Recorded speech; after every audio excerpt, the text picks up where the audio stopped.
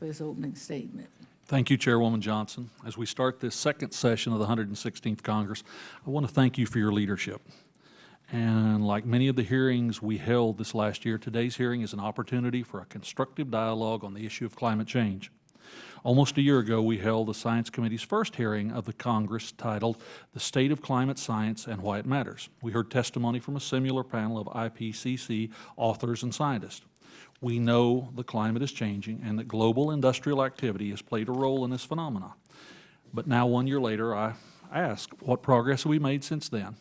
I believe my friends on the other side of the aisle agree with me that the most effective thing we can do on this committee is to address climate change, is to support more basic research that will lead to the next generation of technologies that are needed to reduce global emissions, like carbon capture, nuclear power, fusion energy. I'm disappointed that we haven't taken that action, and instead of supporting the technologies of the future, we have focused our attention in the past year on applying research in industries like wind and solar that are already thriving. I'm also disappointed in the headlines that put a ticking clock on our destruction at the hands of climate change. This is counterproductive to promoting both science and solutions. These doomsday scenarios and apocalyptic predictions are misleading because the U.S. is already taking action through investments in the science and innovation needed for cleaner energy production. We won't successfully address greenhouse gas emissions with pie-in-the-sky policies that demand 100% renewable energy at the expense of reliable power from nuclear and fossil fuels. This is why this would only raise energy prices for businesses and consumers and potentially cripple the American economy. Today, the market exists for implementing groundbreaking technologies.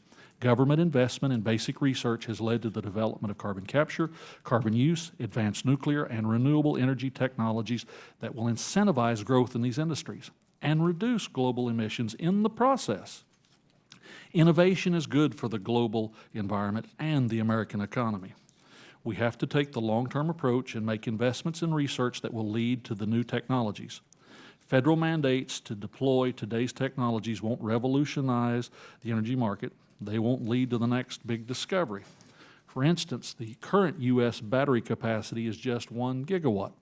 If we were to meet the radical and frankly unrealistic goal of 100% renewable energy by 2050, we would need 3,300 gigawatts of battery capacity to accommodate the necessary solar and wind power.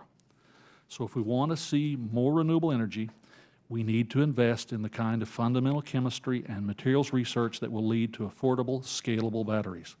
The Department of Energy is developing a range of technologies at our national labs, like carbon capture, advanced nuclear reactors, that have the potential to reduce new greenhouse gas emissions around the world and ensure American energy dominance.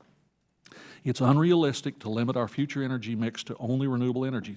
As we will hear from one of our witnesses, Mr. Michael Schellenberg, nuclear power is an incredible resource that is and will continue to be a critical piece of the puzzle in addressing climate change. Nuclear power is safe, clean, reliable, and growing more affordable by the day. Private companies are developing advanced reactors that provide clean, carbon-free power. With support from DOE, these advanced technologies could provide cheap, reliable, emissions-free power around the world. But in order for this to happen, we can't let scare tactics allow us to abandon our promising technology. America led the world in coal, oil, and gas.